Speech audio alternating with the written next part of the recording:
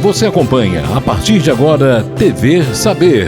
Apresentação Gil de Oliveira.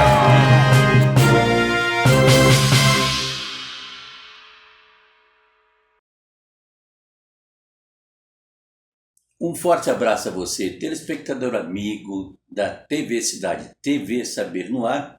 Hoje falaremos de um tema extremamente fascinante, onde a estratégia, a concentração e a inteligência elas caminham lado a lado.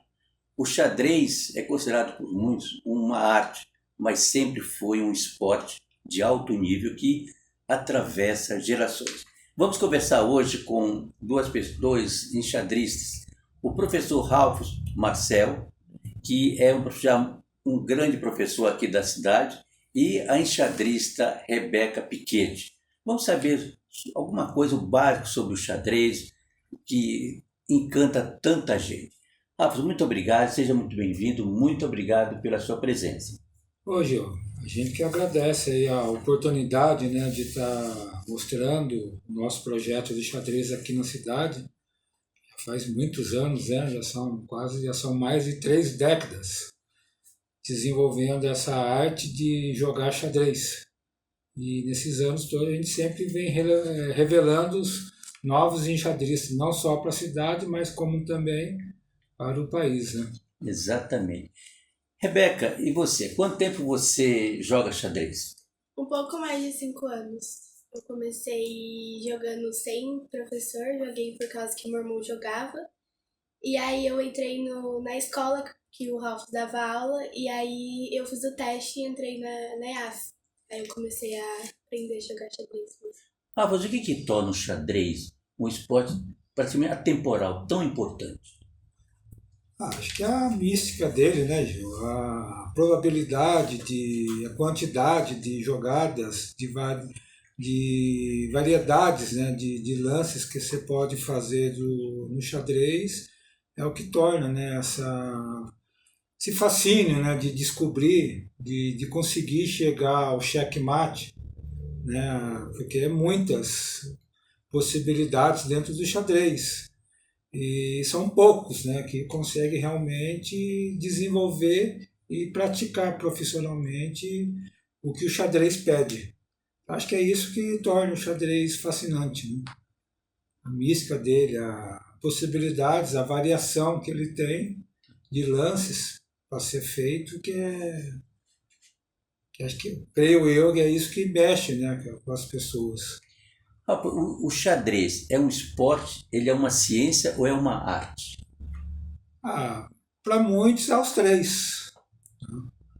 Mas a gente que é praticante, né, que disputa campeonato, a gente encara ele como esporte, né, como uma modalidade esportiva da mais alta técnica e capacidade de raciocínio, de atenção, de concentração, psicológico, né? Às vezes uma partida ela se decide não no jogo, às vezes a partida no pegar da mão, no início de uma partida, no cumprimento com o adversário, da maneira que você pega na mão dele, ali você decretou a sua derrota ou a sua vitória, por incrível que pareça, né? Rebeca, para você, o que é mais importante numa partida de xadrez? A concentração, a inteligência ou a estratégia de jogo? Acho que os três. Eu acho que sem concentração não tem como fazer estratégia de jogo, e a estratégia não tem como você saber o que fazer com a estratégia, não sei explicar. Sem ter inteligência, sem ter estudado. Então acho que um pouco de tudo. Entendi.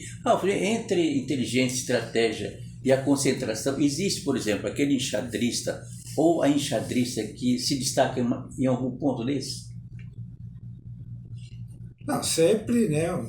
Cada jogador ou cada jogadora tem as suas características, né? Que é onde ela é mais forte. Mas no xadrez, para se fazer uma boa partida, para se jogar uma partida completa do começo até o final, tem que ter todos esses requisitos que você mencionou. Tanto a inteligência, a concentração, a paciência, a perseverança, né, de lutar até o final, mesmo a situação estando complicado, você pode até perder a partida, mas você entrega até as últimas consequências daquele jogo, porque não dá mais, eu tenho que parar. Mas enquanto tiver, como diz no futebol, aquele comentarista, quando tiver flecha, né, a bambu, se ela bambu, a flecha, coisa assim. Então é isso. Quando tiver respiro, algum respiro no xadrez, a gente sempre está lutando para tentar ficar em pé. Isso o xadrez também me ensina. A pessoa sempre lutar, nunca desistir facilmente por qualquer dificuldade. Rebeca, sobre o que o Rafa falou agora há pouco, antes de uma partida, você já percebeu no aperto de mão que a sua adversária estava um pouco nervosa?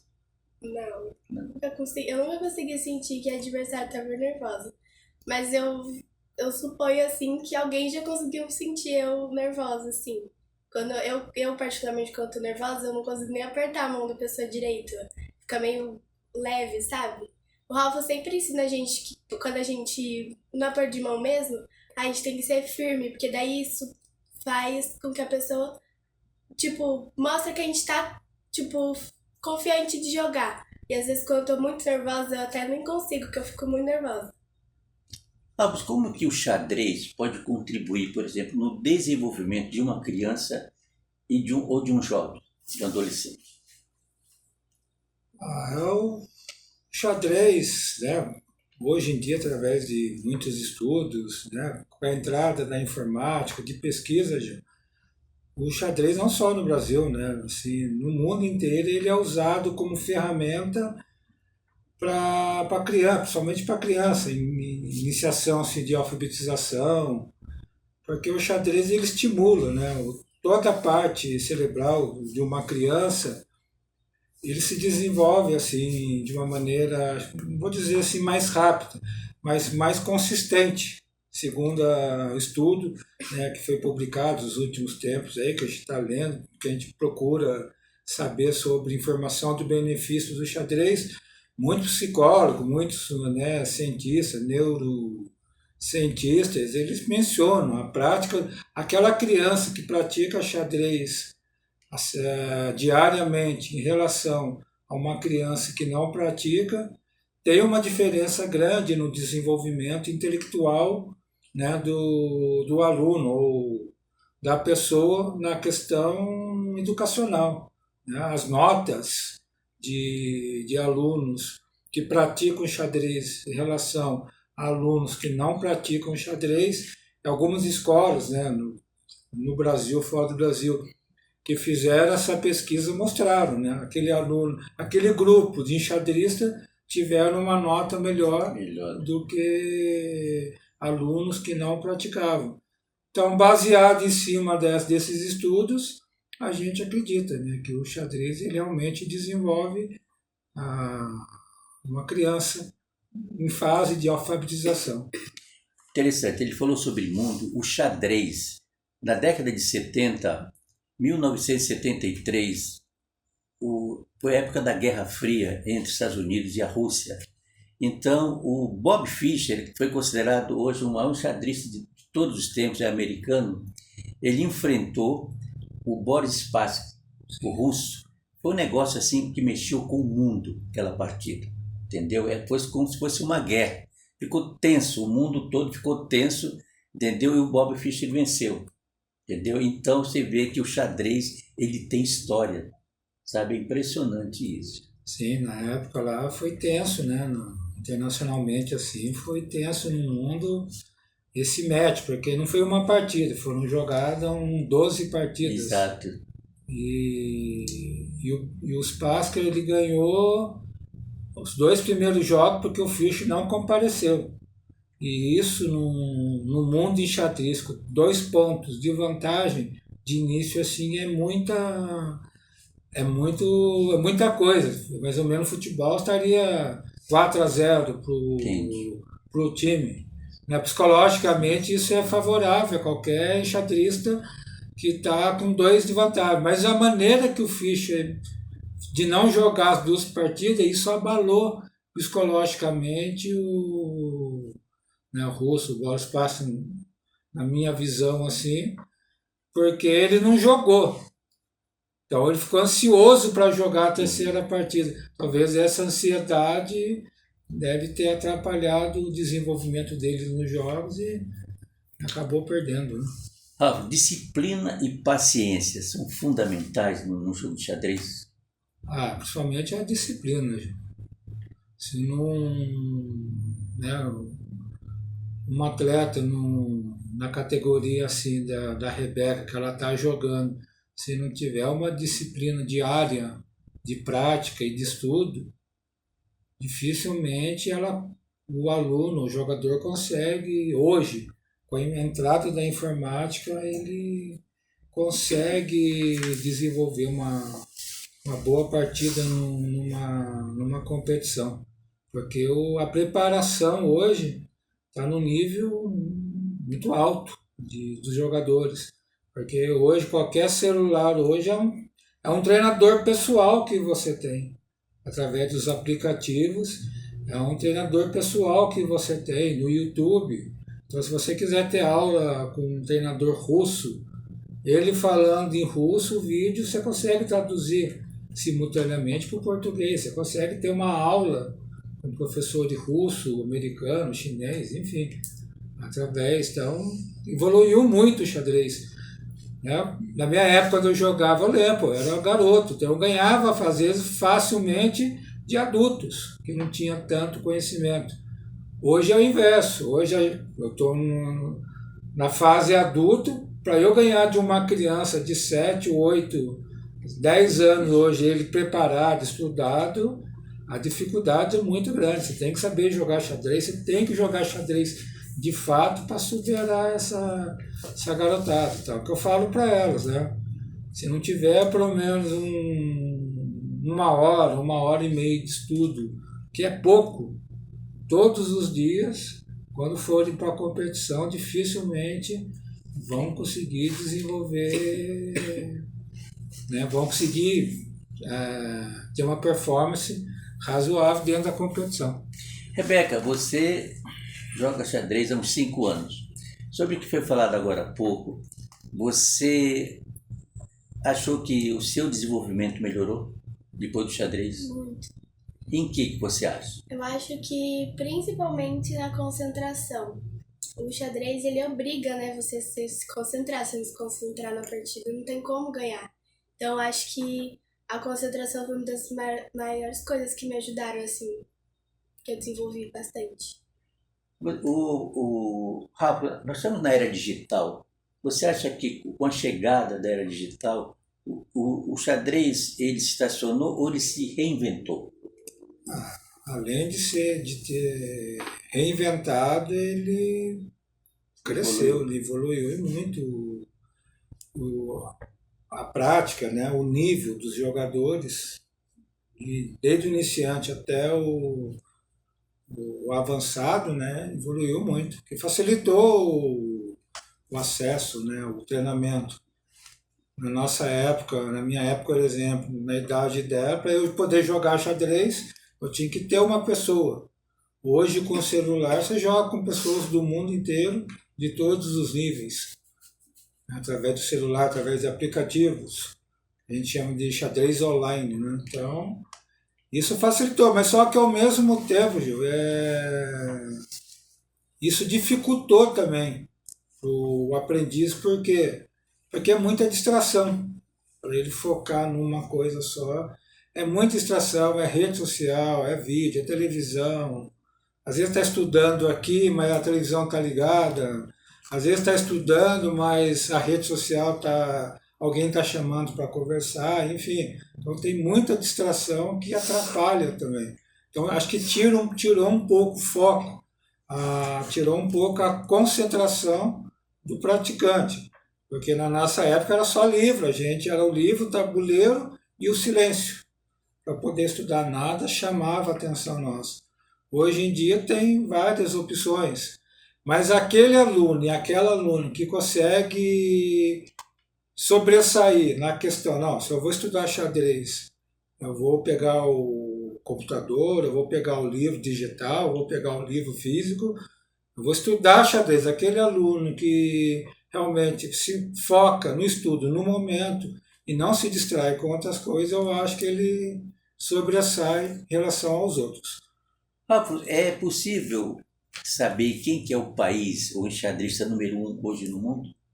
Hoje o campeão mundial, acho que não me engano, é um indiano, campeão mundial. Mas o número um é o norueguês, que é o Magnus Carlsen, questão de rede. Mas por que ele não é o campeão mundial? Porque ele abriu mão de disputar o título de campeão mundial, porque ele sentiu que ele viu que perdeu o sentido para ficar jogando por vários dias uma competição. É a um alto nível grande, mas eu não sei se é questão financeira, que ele achou que não vale a pena ficar aqueles dias jogando xadrez por questão financeira, enfim, uma coisa pessoal dele, né? Mas o campeão mundial é um indiano que vão disputar agora o campeonato mundial. Saiu agora, um mês atrás, saiu o desafiante dele. Se não me engano, é aquele país lá da antiga União Soviética, esqueci o nome do país que ele é. Vai jogar com ele em novembro e vão fazer a decisão do campeonato mundial. Rafa, a Rebeca, ela vai participar agora futuramente de um torneio, de um campeonato. Eu gostaria que você falasse sobre isso. A Rebeca, não só a Rebeca, como as outras duas enxadristas aqui de Taubaté, que infelizmente por questão de estudos, né, não conseguiram estar aqui na entrevista, elas participaram de uma competição que foi em Pindamonhangaba, um aberto do Brasil, onde esse aberto do Brasil dava, né, vagas para essa final do Campeonato Brasileiro Feminino, que vai ser agora, está marcado, né, mas ainda não está confirmado, no mês de novembro, na cidade de Rio do Sul, em Santa Catarina. Então são vários campeonatos, são vários abertos no Brasil que dão essas vagas para a final. Então aqui em Pinda teve, aqui na nossa região, teve a fase sudeste, que foi aqui em Pinda, então ele pleiteou, né, algumas vagas e as três conseguiram pegar essas vagas que tinham aqui na competição. E com isso, né, elas ganharam o título de Mestre Nacional Feminino de Xadrez, que para a cidade é um feito muito importante, muito grande. Porque tirando o Mequinho, até então a gente não tinha, né, uma mestre nacional de xadrez aqui na cidade. Então isso mostra, né, a importância do projeto, da preparação que a gente faz aqui no projeto Rebeca, Xadrez da Cidade. Rebeca, você quando vai numa partida de xadrez, num jogo, você, por exemplo, no futebol, existe o técnico que ele tem aquela estratégia. E às vezes ele joga no ataque, às vezes ele quer jogar no contra-ataque. Você quando vai para uma partida, num jogo de xadrez, aquela sua primeira jogada, é estudada, como é que funciona esse início de jogo? Você, por exemplo, como é que você começa a jogar? No começo do jogo é mais tranquilo, como você disse, futebol que tem o contra-ataque, defesa, é mais para desenvolver as peças. E aí mais no meio do jogo, que daí a gente vai indo pro ataque. E aí a pessoa que tá jogando com a gente, ela dá um contra-ataque e aí a gente tem que defender, tem que dar o contra-ataque. E é isso no meio da partida. Porque o xadrez, ele é um esporte qualquer, um esporte de ataque e defesa. Né? Não adianta só saber atacar e não saber defender. Porque se você não souber defender no xadrez também, você leva um contra-ataque e acaba levando o checkmate, né? Que é o fim do jogo. Então é um esporte, né? Porque eu falei, ele é considerado, para quem pratica, uma modalidade esportiva. Agora, para quem apenas aprecia o jogo, ele entende que ele é uma arte, que ele é uma ciência. Ciência porque é muito estudo, né? O xadrez não chegou no final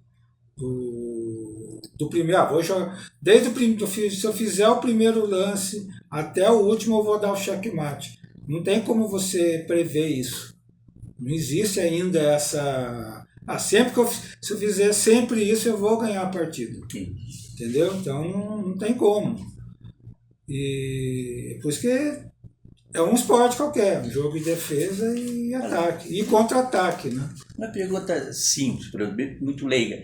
No futebol, de vez em quando aparece um jogador que se destaca. Ou, por exemplo, ele sabe cabecear bem, ele sabe cobrar uma falta muito bem, entendeu? Ele sabe driblar muito bem. No xadrez, aparece jogador assim, raro, que se destaca. Em que ponto que ele pode se destacar ali?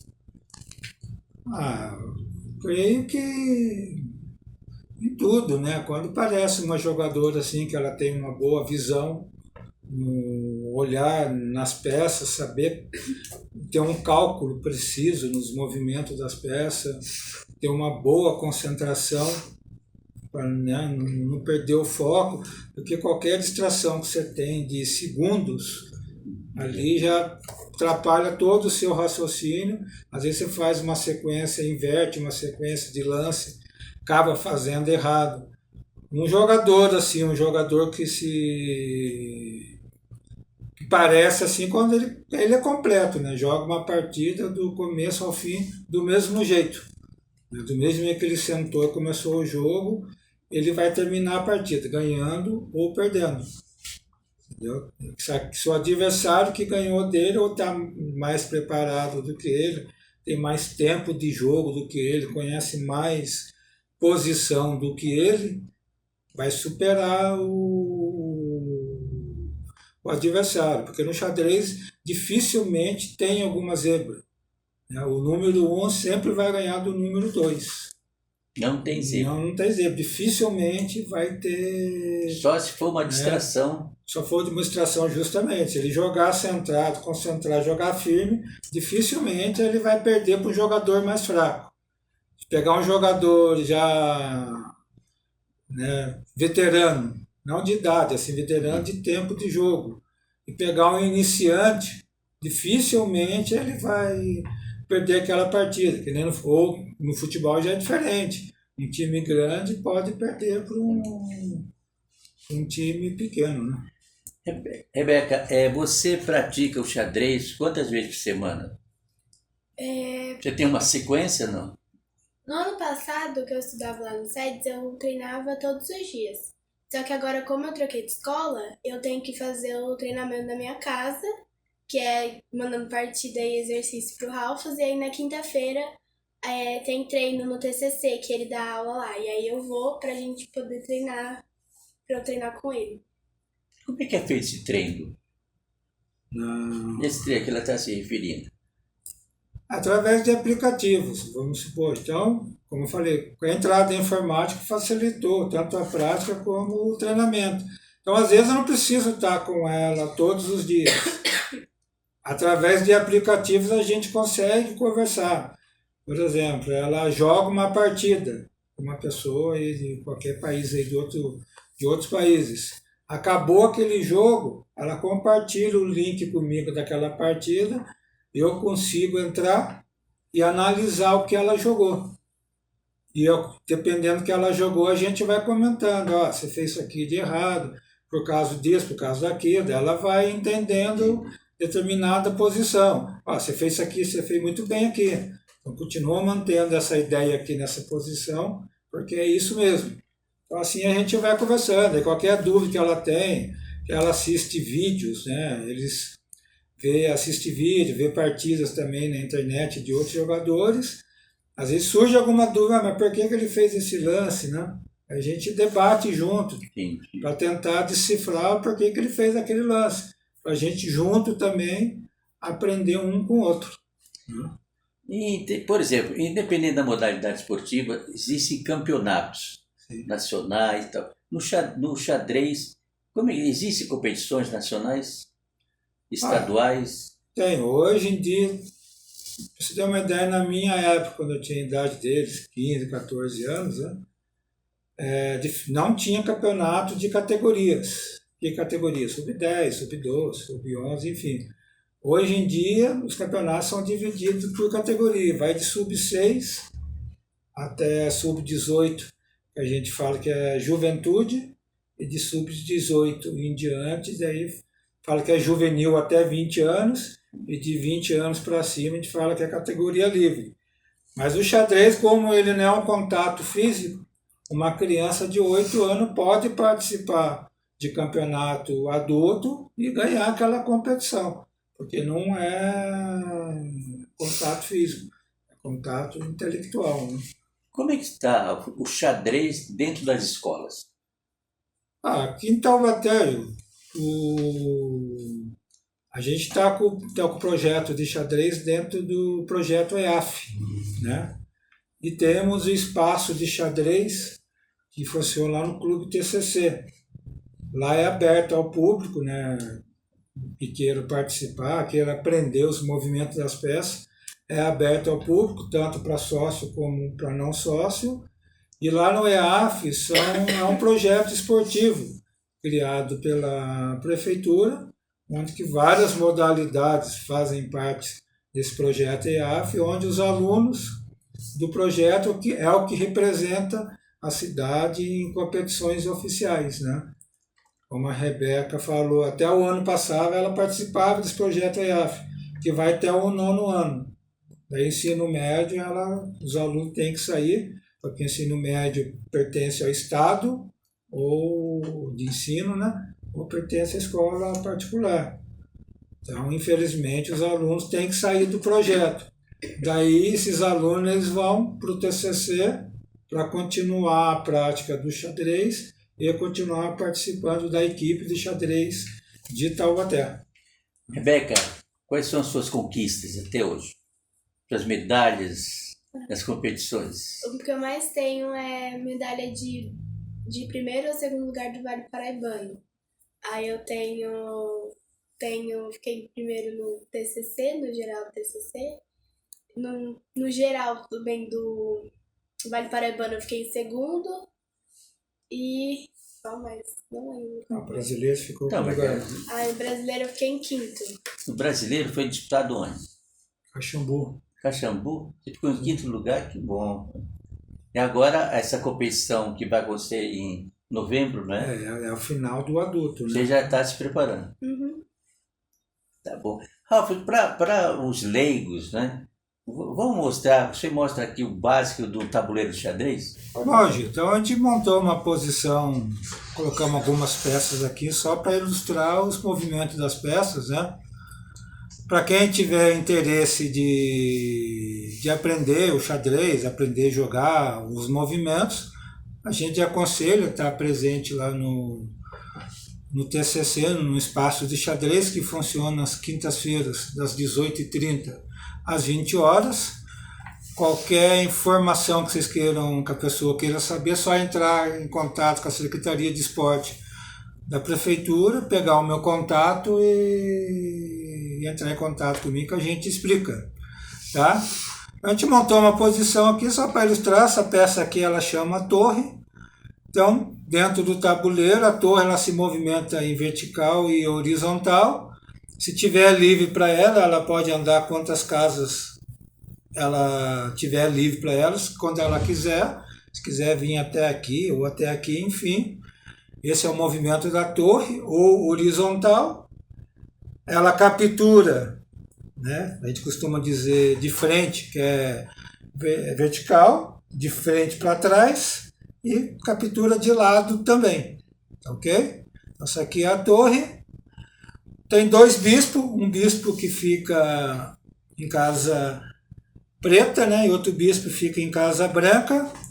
O que começa em casa preta só anda em diagonal em casas pretas para frente e para trás.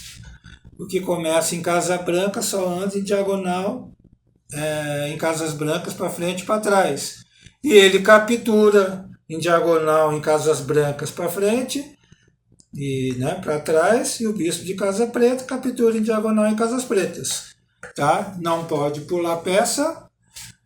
Depois vem o cavalo. O cavalo a gente costuma dizer que ele faz um L. Acho que muita gente que que aprendeu os movimentos de xadrez, né? A gente fala que ele anda em L, né? Então, conta 3 casas e vira com ele. Para frente e de lado também. Os 2 lados aqui fazendo o L. E para ele capturar, ele tem que terminar o L. Ok? A dama, né, que muita gente conhece como rainha, ela se movimenta para que lado ela quiser, vertical, horizontal, em diagonal. Quantas casas tiver livre para ela, capture também para qualquer lado também, né, de lado, horizontal, em diagonal para trás, em diagonal em casas pretas. Então a dama, a gente costuma dizer que é a peça mais poderosa do xadrez, que ela tem, o poder de força dela é maior em relação às outras peças, tá? E o rei tem o mesmo movimento que a dama, só que o rei ele anda de uma em uma casa só. Então o movimento dele é limitado, tá? Mas ele anda para que lado ele quiser. O peão, ele é uma peça que só anda para frente.